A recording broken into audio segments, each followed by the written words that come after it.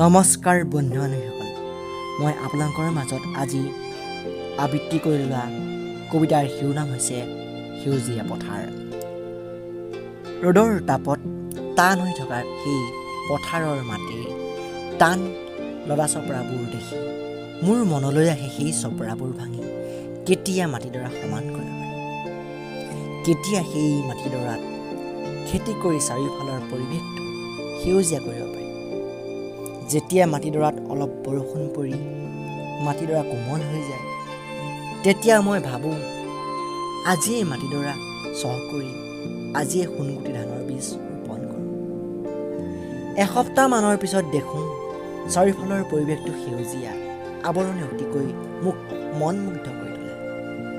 চাৰিওফালে চকু ফুৰাই দেখোঁ মাথো মোৰ সপোনৰ অতি মনোৰম সেউজীয়া পথাৰখন।